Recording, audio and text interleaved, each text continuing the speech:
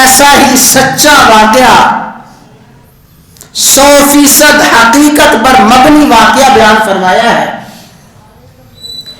پھر اس واقعہ میں بے شمار عبرتیں، نصیحتیں، بے شمار اسباب ہیں جو انشاءاللہ العزیز متعدد خطبات جمعہ میں بیان کیے جائیں گے. اللہ تعالیٰ کچھ مقصد کی باتیں کہنے کی، سننے کی، عمل کرنے کی توفیق عطا فرمائے. فرمایا وَاسْأَلْهُمْ عَنِ الْقَرْيَةِ الَّتِي كَانَتْ حَاضِرَةَ الْبَحْرِ. ان لوگوں کے سامنے اس بستی کا واقعہ بیان کیجئے جو بستی کانت حاضرۃ البحر، سمندر کے کنارے آباد تھی. ساحل سمندر پہ یہ لوگ رہتے تھے. اللہ تعالی نے ان لوگوں کی ہدایت اور راہبری کے لیے اپنے عظیم نبی سیدنا داؤد علیہ السلام کو مبعوث فرمایا تھا. گویا یہ واقعہ حضرت داؤد علیہ السلام کے زمانے کا ہے، اور آپ کو معلوم ہونا چاہیے کہ داؤد علیہ السلام بھی انبیاء بنی اسرائیل میں سے ہیں. اللہ تعالیٰ نے بنی اسرائیل کے انبیاء کا جو سلسلہ حضرت سیدنا یعقوب علیہ السلام سے شروع فرمایا. یعقوب علیہ السلام ان کا نام نامی اس میں گرامی ہی اسرائیل تھا. اس اسرائیل یعقوب پیغمبر کے بیٹے ہیں. حضرت سیدنا یوسف علیہ السلام یعقوب علیہ السلام کے باپ ہیں اسحاق علیہ السلام. ان کے دادا ہیں حضرت سیدنا ابراہیم خلیل اللہ علیہ السلام. تو یعقوب علیہ السلام جو انبیاء بنی اسرائیل میں سے اول درجے کے نبی ہیں، تو یعقوب علیہ السلام سے یہ سلسلہ چلتا چلتا حضرت سیدنا موسیٰ کلیم اللہ، سیدنا ہارون علیہ السلام، سیدنا زکریا، سیدنا یحییٰ علیہ السلام، اور اسی طرح سیدنا داؤد، سیدنا سلیمان علیہ السلام، اور حضرت عیسیٰ علیہ السلام انبیاء بنی اسرائیل میں سے آخری نبی ہیں. تو یہ بستی حضرت داؤد علیہ السلام کی امت کے لوگ تھے.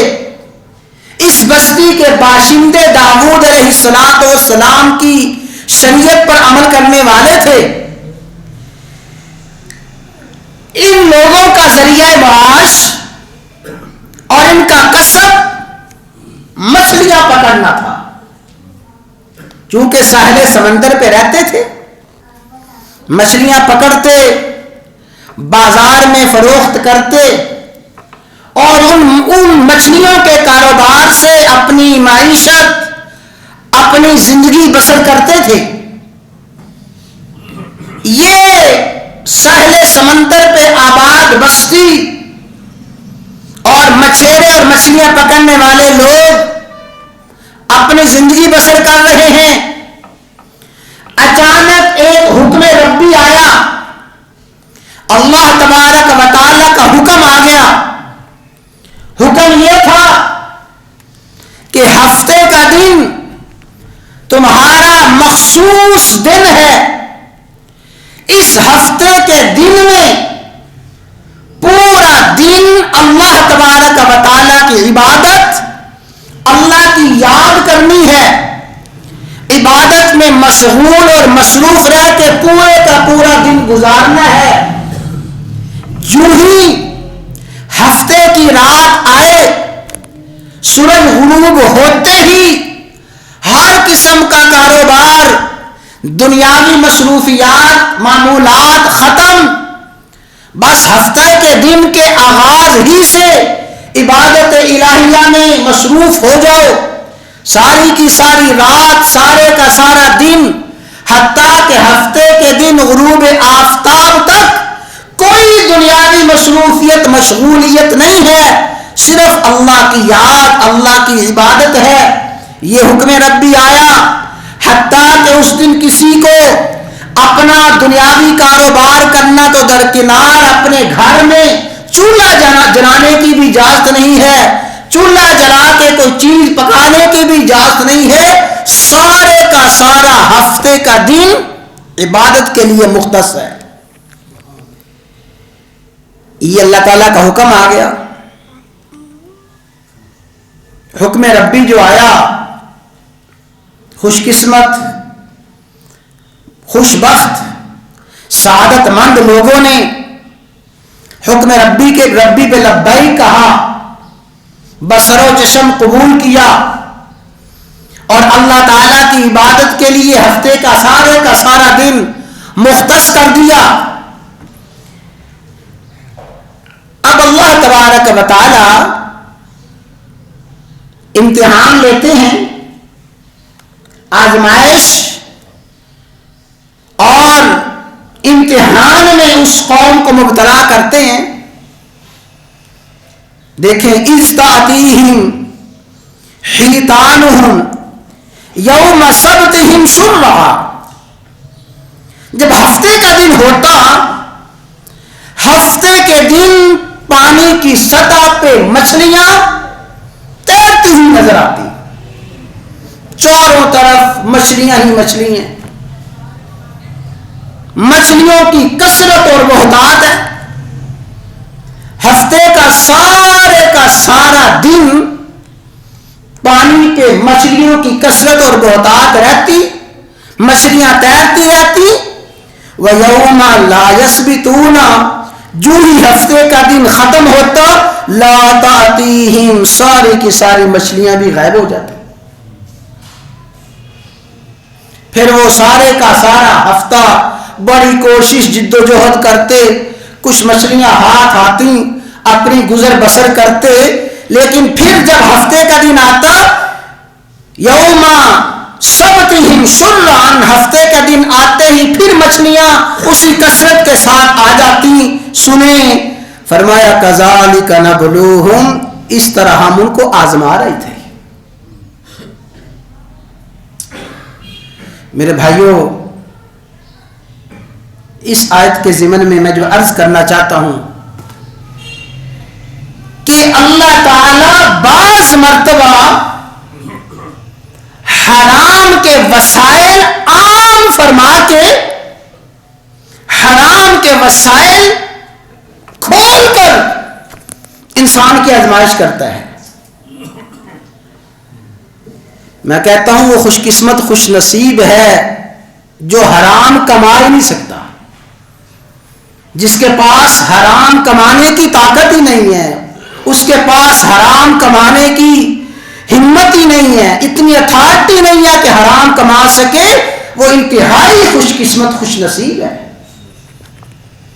اور بہت بڑی آزمائش میں ہے وہ، بہت بڑے امتحان میں ہے وہ، جس نے محض اپنے ہاتھ کی انگلیوں کو ذرہ سی حرکت دینی ہے اور ہزاروں کا لاکھوں بنا دینا ہے، محض زبان ہلانی ہے، انگلی ہلانی ہے، اور کہیں سے کہیں بات پہنچ گئی تو حلال اور حرام میں اللہ تعالیٰ بعض مرتبہ حرام کے ذرائع کو انتہائی آسان فرما کے پھر بندے کی آزمائش فرماتے ہیں۔ ہفتے کا دن ہے، چاروں طرف مچھلیاں ہی مچھلیاں ہیں، اب تھوڑا سا ہاتھ بڑھائیں، جال پھینکیں، جال مچھلیوں سے بھر جائے، کذالک نبلوہم، یہ ہم ان کا امتحان لے رہے تھے۔ تو پھر امتحان میں ظاہر ہے کہ سارے کے سارے تو کامیاب ہوتے نہیں ہیں، آزمائش میں سارے کے سارے تھوڑا پورا اترتے ہیں۔ فرمایا یہ بستی والے اور یہ ساحل سمندر پہ آباد لوگ ہفتے کے دن شکار کرنے کے بارے میں، ہفتے کے دن مچھلیاں پکڑنے کے بارے میں 3 قسم کے گروہوں میں منقسم ہو گئے. ان کی 3 جماعتیں، 3 گروہ ہو گئے. اذ یعدون فی السبت، بعض تو وہ تھے جنہوں نے ہفتے کے دن اللہ تعالی کے حکم میں ہفتے کے دن خلاف ورزی کرنا شروع کی، حکم ربی کو توڑنا شروع کیا. اور بعض وہ تھے جنہوں نے نہ مخالفت کی اور نہ مخالفت کرنے والوں کی حمایت کی، خاموشی کے ساتھ لا تعلق ہو کے بیٹھ گئے. وہ خود عبادت کرتے تھے اور جو عبادت نہیں کرتے تھے مچھلیاں پکڑتے تھے، نہ انہیں کچھ کہتے تھے، نہ مخالفت نہ حمایت، چپ ہو کے غیر جانبدار ہو کر بیٹھنے والا دوسرا گروہ تھا. اور تیسرا گروہ وہ تھا جو یہ کہتے تھے معذرتن الی ربکم، ہم اپنے رب کی بارگاہ میں یہ عذر پیش کر سکیں گے، کہہ سکیں گے کہ مولا ہم نے ان کو روکا بھی، خود بھی رکے رہے، نہ ہم نے ہفتے کے دن آپ کے حکم کی خلاف ورزی کی، بلکہ جو خلاف ورزی کرنے والے تھے ہم ان کو روکتے تھے، منع کرتے تھے. گویا تیسرا گروہ وہ جو خود بھی حکم ربی کے پابند اور حکم ربی کو توڑنے والوں کی مخالفت کرتے تھے، ان کو سمجھاتے تھے، نہیں عن المنکر کا فریضہ سر انجام دیتے تھے. اس طرح ایک گروہ مچھلیاں پکڑنے والا، دوسرا گروہ نہ پکڑنے والا نہ پکڑنے والوں کو روکنے والا غیر جانبدار گروہ، اور تیسرا گروہ نہ ہی پکڑتے تھے اور پکڑنے والوں کو روکتے بھی تھے. یہ اللہ تعالیٰ نے ان آیات میں ان تینوں قسم کے لوگوں کا ذکر فرمایا. فلما نسوا ما ذکروا به، ہوا یہ کہ جو مچھلیاں پکڑتے تھے، یاد رکھ لیں انسان کسی بھی مقام پہ پہنچ جائے، کسی مرتبے پہ پہنچ جائے، یہ جو اس کا ضمیر ہے یہ اسے ضرور کبھی نہ کبھی الارم دیتا ہے. یہ ضمیر اور یہ دل کبھی نہ کبھی اسے کجوکے لگاتا ہے. تو انہوں نے محض اپنی دل کی تسلی کے لیے ایسے کیا کہ ساحل سمندر کے آس پاس چھوٹے چھوٹے گڑھے کھودے اور گڑھے کھود کر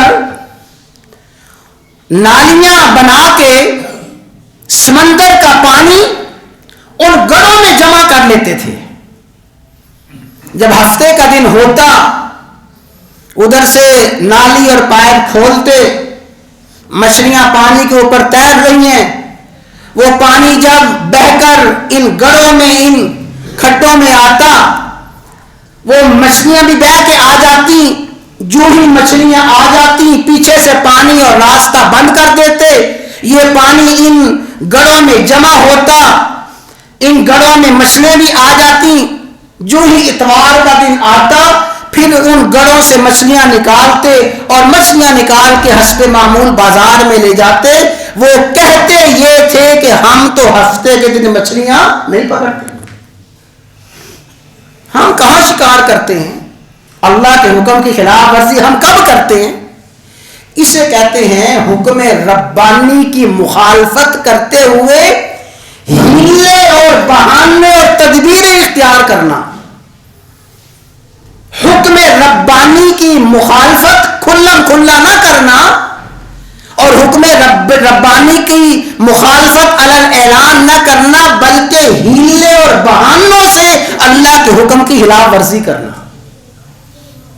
اور میرے بھائیوں یاد رکھنا، بڑی توجہ کے ساتھ سمجھ لینا، یہ جو طرز اور طریقہ ہے، یعنی حکم الہیہ کی مخالفت کرنا ہیلے اور بہانے کر کے، نام بدل کے، ٹائٹل بدل کے، ظاہر اور باطن کو کچھ کا کچھ بنا کے حکم الہیہ کی مخالفت کرنا، اس سے بڑا جرم ہے جو شخص علی الاعلان مخالفت کرتا ہے۔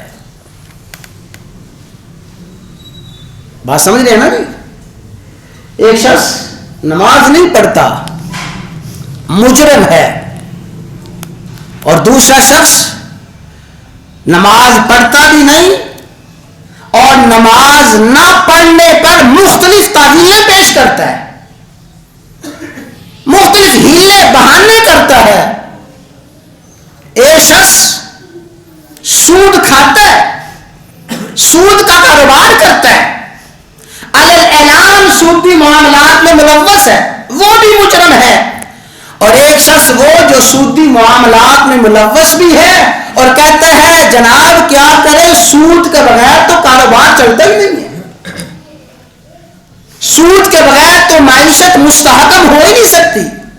جو سودی معاملات میں کھلم کھلا مخالف، سودی معاملات میں کھلم کھلا ملوث ہے، وہ بھی مجرم ہے، لیکن اس سے بڑا مجرم یہ ہے جو ان سودی معاملات میں تعویلیں کرتا ہے اور ہیلے بہانے کر کے، نام بدل کے